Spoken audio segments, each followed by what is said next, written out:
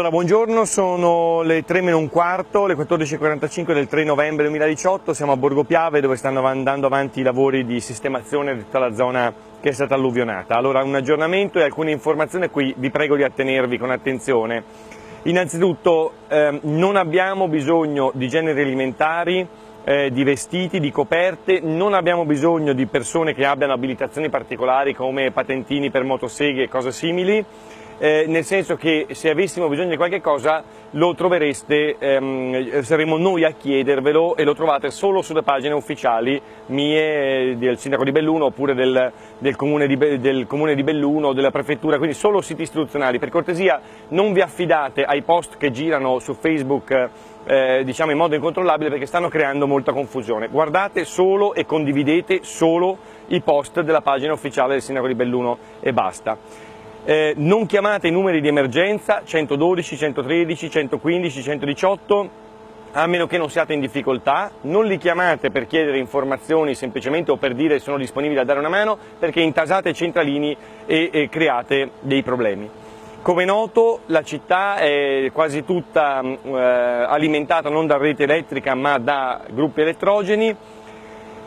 Stiamo sollecitando Enel a tenerli accesi i gruppi elettrogeni, quindi a evitare che si spengano, ma capita spesso che si spengano. Qualora si dovessero spengere, quindi dovesse venir meno la corrente elettrica, per favore segnalatelo a Enel allo 0437 39 2387.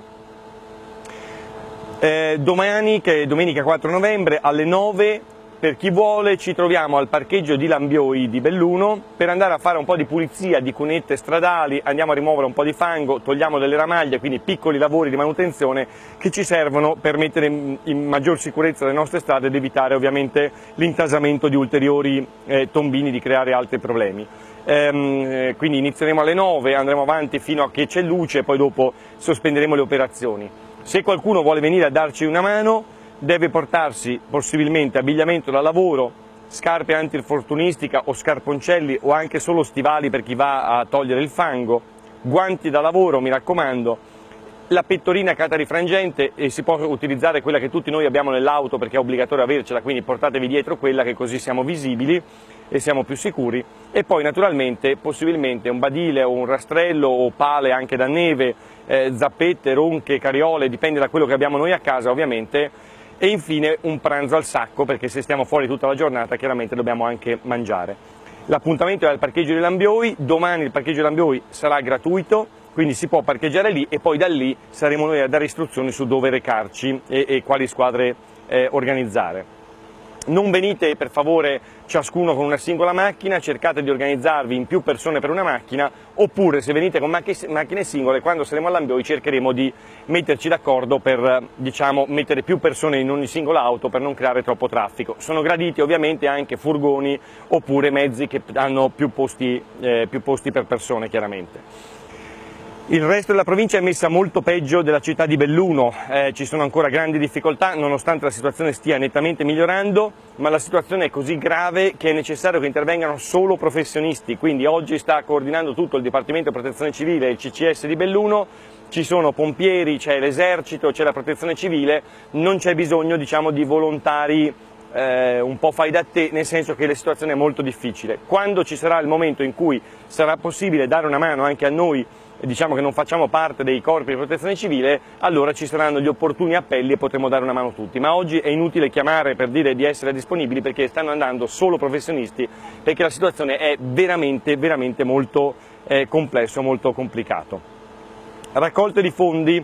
arrivano molte iniziative, vedo che nascono iniziative spontanee, io prego coloro che vogliono organizzare raccolte di fondi di contattarci via messaggio, via WhatsApp preferibilmente, al 328 228 7358,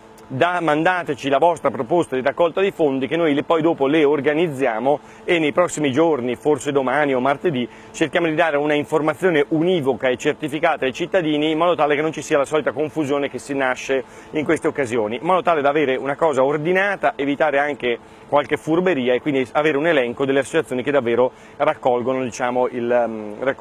fondi in modo serio. e quindi analogamente prego le persone per adesso di non effettuare le donazioni sostanzialmente, ma di attendere le nostre istruzioni per domani o domani l'altro. Ricordo chi avesse giardini con piante che sono prospicienti le sedi stradali di rimuovere le piante pericolose, di rimuovere le ramaglie. Noi faremo tutte le operazioni di pulizia, però anche i privati ci devono ovviamente aiutare. Chi aveva mandato la propria disponibilità al solito numero 328-228-7358 riceverà un messaggio con le istruzioni dell'iniziativa di domani e delle future iniziative di volontariato che organizziamo. Vi prego di non chiamarci a questo numero se non ci sono delle urgenze, ma di mandarci semmai soltanto messaggi WhatsApp, o se proprio non avete WhatsApp al limite un SMS, perché arrivano moltissime chiamate e quindi siamo in grado di gestire i messaggi, siamo meno in grado di gestire le